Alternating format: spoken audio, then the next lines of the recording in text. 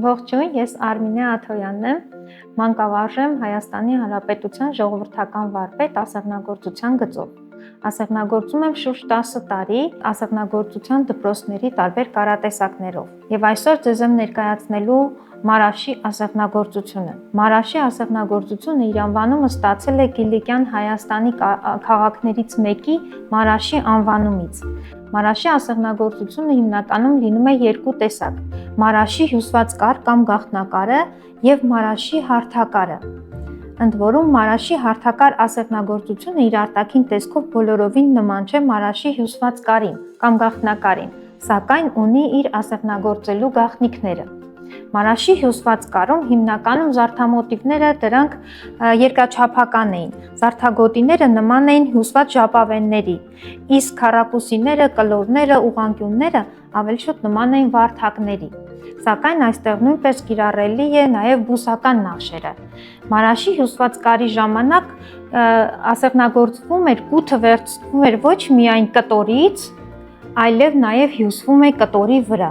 Իսկ Մարաշի հարթակար ասեղնագործությունը ասեղնագործվում է բոլորովին այլ տարբերակով։ Այս ասեղնագործության ժամանակ ասեղնագործ մակերեսի վրա երևում են թեք գծեր։ Այս ասեղնագործությունը ըստ Սերիկ Դավթյանի անվանում են նաև զեյթունի կոթ-ասեղ ասեղնագործություն։ Ասեղնագործության կարի տեսակով է կարվում։ Մարաշի հարթակար ասեղնագործությամբ ասեղնագործվել են հիմնականում ծածկոցներ, գորգեր, բազմոցի երեսներ, սփռոցներ։ Մարաշի ասեղնագործությունը չի տարածվել այլ վայրերում, այն ավելի ներփակ է եղել եւ բնորոշ է հենց Մարաշ քաղաքին։ Մարաշի հարթակար ասեղնագործության ժամանակ կիրառելի են եղել ոչ միայն բուսանախշերը, կենդանանախշերը, այլ այս ասեղնակարը մեզ հնարավորություն է տալիս ավելի ներմուծելու ավելի լայն պատկերներ, ինչպիսիք են օրինակ մարդկային կերպարները։ Դրա ամենավառ ապացույցն է Սիրանուշ Մանուկյանի հարսանիքը ծածկոցը, որը ասեղնագործվել է 1929 թվականին։ Մարաշի ասեղնագործությունը հիմնականում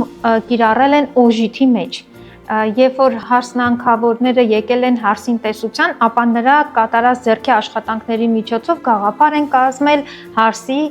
ձեռքի մասին։ Մարաշի ասեղնագործության գործիքները։ Մարաշի ասեղնագործությունը մինչև 20-րդ դարի կեսերը գործել են տեղական բամբակից գործված կտորի վրա, որը կոչվել է կերպաս։ Թելերը նույնպես տեղական արտադրության էին։ Եթե դրսից բերված բամբակե կտոր էր, ապա այդ կտորը կոչվում էր խասա։ Ինչպես են գծագրությունն արել մինչև 40-50-ական թվականները։ Գծագրություն անելու համար պատրաստում էին փայտե կաղապար, որի վրա փորագրված էր լինում նախշը։ Նախշը թաթախում էին օսլայի մեջ, եթե գործվում էր մուգ գույնի կտորի վրա, եւ գծագրությունը անում էին սպիտակ գույնով։ Իսկ եթե գործում էին սպիտակ կտորի վրա, ապա կաղապարը թաթախում էին կապույտ լեղակի մեջ։ Այսօր տեխնիկաների զարգացման հետ միաժամանակ ստեղծվել են հետաքրքիր նախշակաղապարներ, որոնց միջոցով կարելի է գծագրություն անել գելով գրիչով, ամրացնելով այն կտորի վրա։ Ինչպես նաև կարող եք ստվարաթղթից պատրաստել այսպիսի փոքրիկ կաղապարներ եւ դրանց միջոցով գծագրությունը այդ ժամանակ կլինի այլ ավելի հստակ։ Եղել են աշխատանքներ, որոնց վրա կատարվել է երկու կարատեսակները միաժամանակ, եւ Մարաշի հյուսված կարը եւ Մարաշի հարթակարը միաժամանակ աշխատել են միաժամանակ։ Մարաշի հարթակար ասեղնագործության կարատեսակը դա ցողունակարի կարատեսակով է կարվում։ Ցողունակարը ունի բազմաթիվ կարատեսակի ձևեր, սակայն այստեղ կիրառելի է մի քանի տեսակները։ Եվ այսպես սկսենք աշխատանքը։ Կտորը կարող եք ամրացնել օղակի վրա, սակայն կարող եք նաև առանց ամրացնելու աշխատել։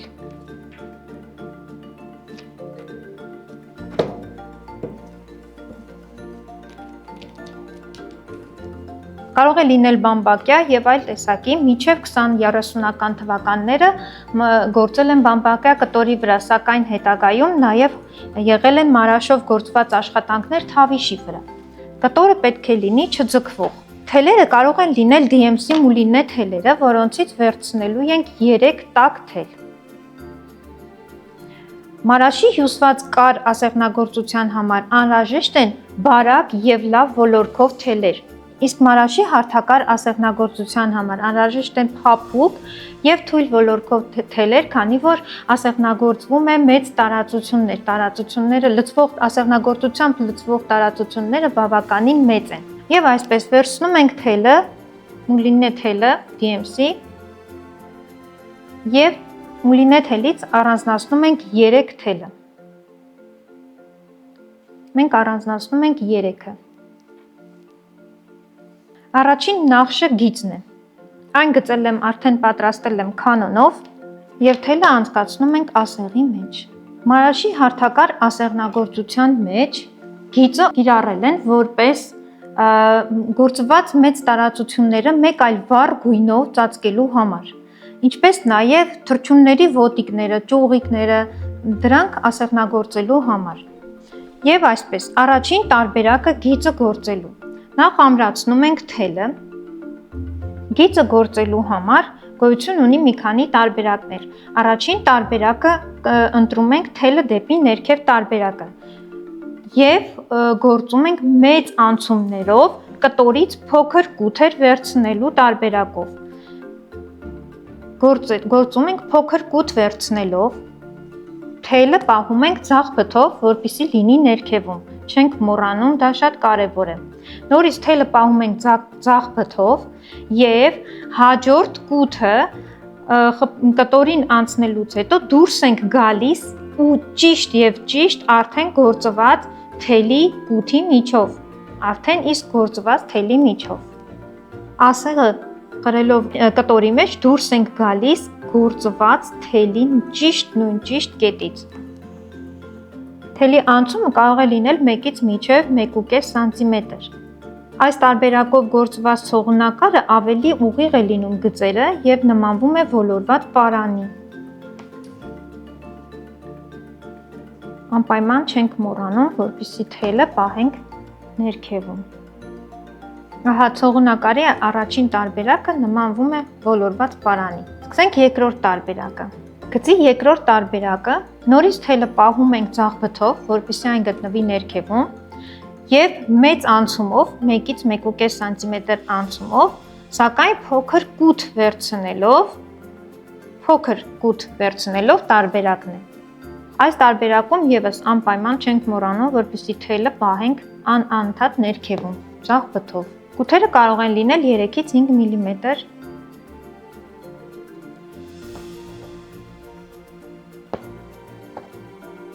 Այժմ ցողունակարի երրորդ տարբերակը, երբ թելը ոչ թե պահում ենք ներքևում, այլ անընդհատ պահում ենք ասեղի վերևում։ Նորից վերցնում ենք 1 սանտիմետր, 1-ից 1.5 սանտիմետր երկար անցում եւ փոքր կութեր։ Թելը պահելով ասեղի վերևում։ Թելը պահելով ասեղի վերևում։ Այժմ ցողունակարի 4-րդ տարբերակն եմ ներկայացնում, որի ժամանակ մի անգամ թելը պահում ենք դեպի ներքև, ձախ բթով, մյուս անգամ թելը պահում ենք դեպի ասեղի վերևում։ Սկսենք առաջինը։ Նորից 1 սանտիմետր անցումով փոքր կութով դուրս ենք գալիս կտորի վրա։ Թելը դեպի ներքև էր։ Այժմ թելը պահում ենք վերևում, հաջորդ քայլին թելը նորից պահում ենք ներքևում։ Նորից թելը վերևում եւ ստացվում է այսպիսի հետաքրքիր նախշ։ Նորից թելը ներքևում։ Երբեմն նույն աշխատանքի վրա կատարում են երկու տարբերակներ՝ եւ թելը վերևում, եւ թելը ներքևում։ Ինչպես ասացինք, մարաշի հարթակար ասեղնագործությունը դա ցողունակարի երկար անցումով փոքր կութերով ասեղնագործությունն է, որի ժամանակ առաջանում են այսպիսի թեք գծեր։ Մարաշի հարթակար ասեղնագործության համար անհրաժեշտ է առնվազն 3 շարք գործել, որպեսզի թեք գծերի առկայությունը նկատելի լինի։ Ասեղնագործում ենք պարտադիր ձախից դեպի աջ։ Առաջին շարքն ասեղնագործելուց հետո կտորը շրջում ենք 180 աստիճանով եւ նորից ասեղնագործում ենք ձախից դեպի աջ։ Թելը կարող է լինել կամ ներքևում, կամ վերևում։ Դիտարկենք թելը ներքև տարբերակը։ Եվ այսպես ամրացնում ենք կտորին թելը եւ մեծ կութերով եւ փոքր անցումով առաջինը գործում ենք գիծը։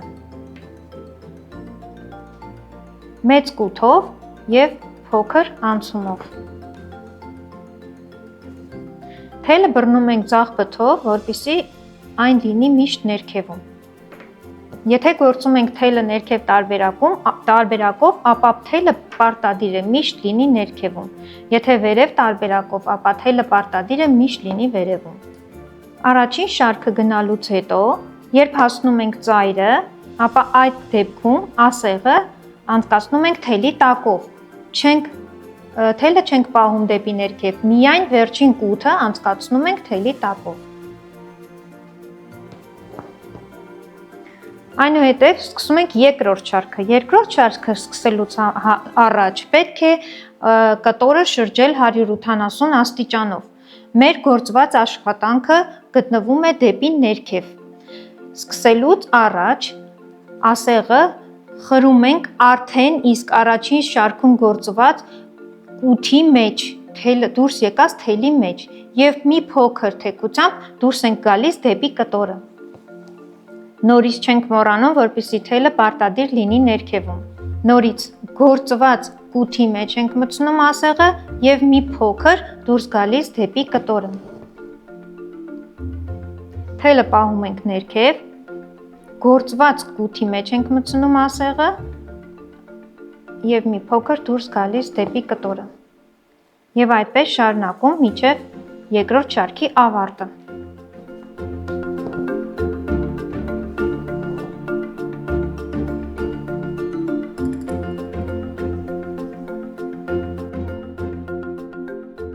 Նորից շրջում ենք կտորը 180 աստիճան, այս պարագայում արդեն մեր գործված հատվածը գտնվում է վերևում եւ նորից պահում ենք ձախ բթով թելը եւ այս պարագայում արդեն մեր երկրորդ գործված կետից մի փոքր առաջ ենք գնում ասեղով, մտնում ենք կտորի մեջ եւ դուրս ենք գալիս հենց գործված անցքի միջով։ Նորից մեծ անցումով գնում ենք դեպի կտորը, կտորի մեջ խրելով ասեղը դուրս ենք գալիս երկրորդ շարքի գործված ճիշտ նույն կետի միջով։ Ահա այսպես արդեն 5 շարք գնալուց արդեն երևում են թեք գծերը։ Եթե մենք թելը պահենք ասեղի վերևում, ապա թեք գծերը հայելային տարբերակով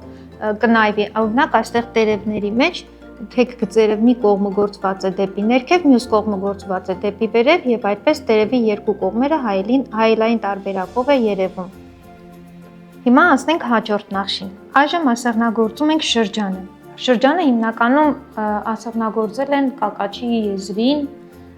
տարբեր նախշերի մեջ կա շրջանի առկայությունը։ Շրջանը ասեղնագործում ենք սկզբում գիծը նույն տարբերակով, ինչպես որ ասեղնագործել ենք մինչ այժմ, ցողունակարի մեծ անցումով, փոքր կութերով, թելը դեպի ներքև պահած։ Մեծ անցումով, փոքր կութերով, չենք մոռանում թելը միշտ դեպի ներքև պահելը։ Եթե նոր եք սկսում ասեղնագործել, ապա շատ հարմար է, որ թելը միշտ բռնեք ձախ բթով։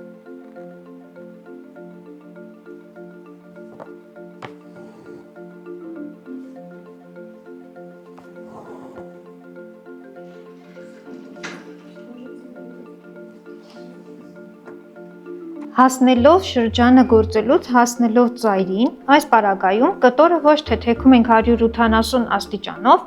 այլ սկսում ենք պտտել եւ գործում ենք նախորդ կութի անցքից դուրս գալով դեպի կտորը, փոքր կութերով։ Նորից պտտում ենք, հաջորդ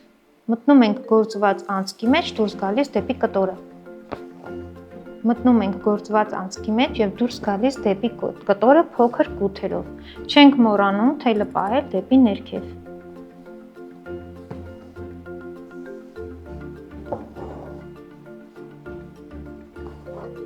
Ահա այսպես մի քանի շարք պտտվելով ստացվում է շրջանը։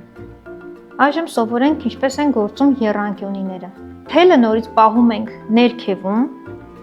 եւ ինչպես ենք գործում եռանկյունին։ Վերցնում ենք ամեն կողմից, եռանկյունու երկու կողմերից վերցնում ենք փոքր կութեր։ Կարևոր է, որ այդ փոքր կութերի երկարությունը երկու կողմից էլ լինեն հավասար։ Այսպես վերցնում ենք մի կողմ աջից, այնուհետև թելը պահում ենք ներքև եւ վերցնում ենք ձախից։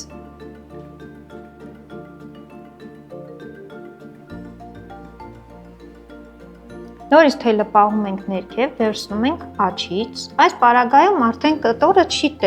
պտտվում։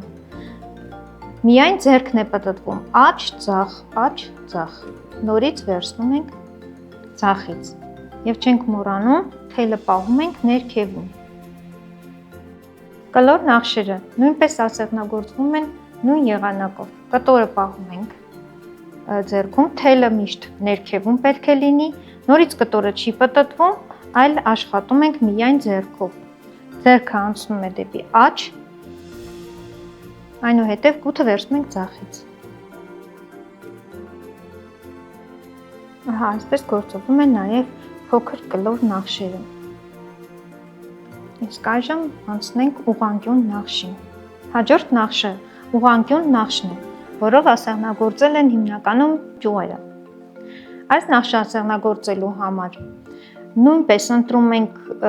եզրերից կութերը, փոքր կութերը մեծ անցումով, սակայն պետք է կութերը միմյանց հավասար լինեն։ Դրա համար ես այսպես կետգծիկներով եմ արել, որպեսզի ձեզ ավելի պարզ լինի։ Այս պարագայում նույնպես չենք թեքում կտորը 180 աստիճանով, սակայն թելը պահում ենք միշտ ձախ կողմում։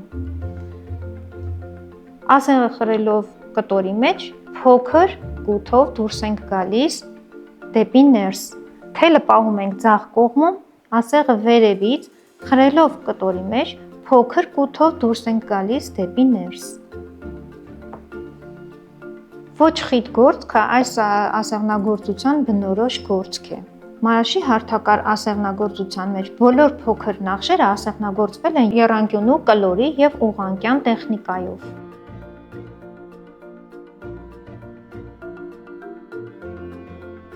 Նորից վերևից փոքր կութով դուրս ենք գալիս դեպի ներս, թելը պահելով ձախ կողմում։ Սկզբնական շրջանի համար կարող եք դուք էլ կետագծերով նշել, թե կութը քանի միլիմետր պետք է լինի։ Ետևից երևում են փոքր կութեր։ Ինչպես արդեն նշեցինք, մարաշի ասեղնագործությունը հիմնականում դրանք եղել են ամուսնական օժիտի կտորներ։ Եղել է 6 կտոր, որի մեջ եղել է անկողնու ծածկոցը, բարձի երեսը, երեխայի պորտի փաթաթանը եւ այլն։ Օժիտի կտորները փոխարինել են իրենց եւ եկել են ավելի հյուրասենյակ եւ դարձել են բազմոցի ծածկոցներ, սփռոցներ եւ այլն։ Երբ որ հայերը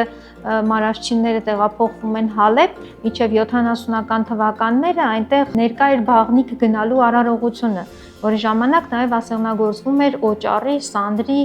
տոպրակները, սակայն 70-ականներից հետո այդ արարողությունը դուրս է գալիս կենցաղից եւ դրան փոխարինում են այլ տեսակի